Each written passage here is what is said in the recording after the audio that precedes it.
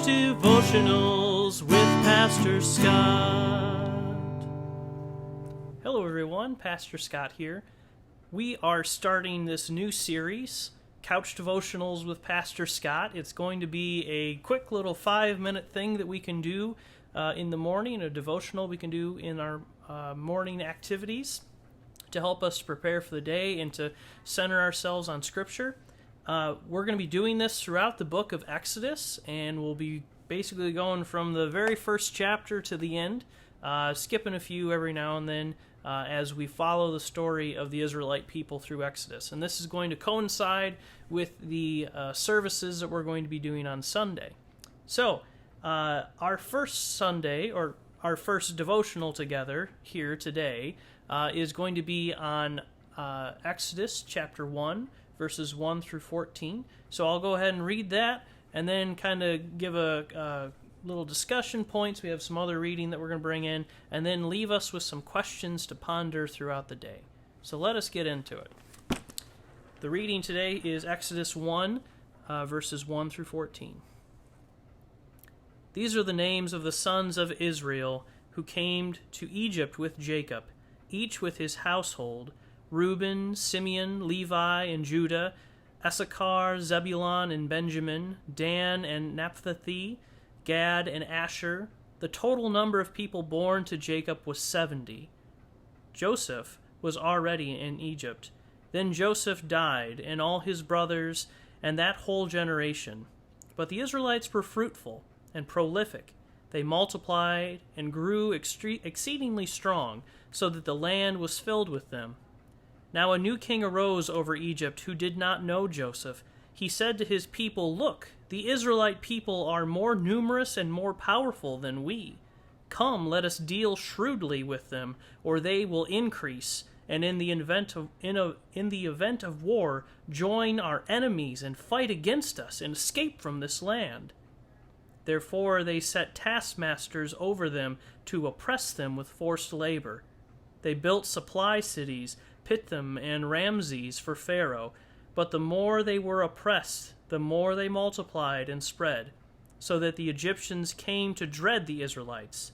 The Egyptians became ruthless in imposing tasks on the Israelites and made their lives bitter with hard service in mortar and brick and in every kind of field labor.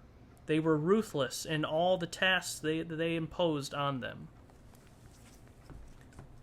So our scripture today talks about oppression, and it talks about the ways in which the Israelites, after the death of Joseph and all of Joseph's brothers, and after a few generations, became enslaved in this land of Egypt. They were working for another's purpose. They were making bricks and mortar and building these temples for Pharaoh. And the book of Exodus starts off on this very grim note, that there's an oppression happening to God's chosen people. And it's kind of hard for us to really realize this. Being in the United States, we have not had another force come and occupy what we know as the United States. We haven't had anyone invade our country or anything like that. And there's some colonialism stuff that goes into that too, knowing that we have come into this land and disrupted some native populations here. We also, being as a largely white community, we haven't had to deal with slavery and the ways in which that is still kind of being lived out and felt today in our current state of America. That the enslavement of black and brown people for a long time really has had a negative effect on their communities and the ways in which they are able to be in this world. So when we read this section of Scripture as a white community, largely white community in northern Michigan, it's kind of hard for us to identify as an oppressed group. We haven't been invaded. We haven't been enslaved. We haven't had meals taken away from us. We haven't had a lot of these things happen. But even if these things haven't happened to us, it's very important that we note that God sits on the side of the oppressed, and God works with those who make allies with the oppressed. God puts all of God's force behind helping those that are oppressed, and we can join in that work as people of privilege. I'd like to read a section from James Cone's book, God of the Oppressed. James Cone is a wonderful theologian who graduated from my alma mater at Garrett, and I'd like to read this section of Scripture, or a section of his book to you. God's election of the oppressed Israelites has unavoidable implications for the doing of theology. If God had chosen as the holy nation the Egyptian slave masters instead of the Israelite slaves, then a completely different kind of God would have been revealed. Thus, Israel's election, or God choosing Israel, cannot be separated from its servitude and liberation. God sides with the oppressed, and God tries to uplift them whenever possible.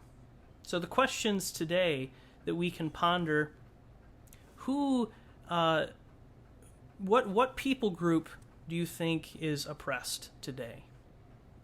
And our second question: how do you think we, you, I, us, can help in aiding them in and uplifting them from this oppression, advocating for them, bringing a justice to them? Because God works for the oppressed, and God works with those who tries to help the oppressed. This has been Pastor Scott and his Couch Devotions. We'll see you tomorrow. Couch Devotionals with Pastor Scott.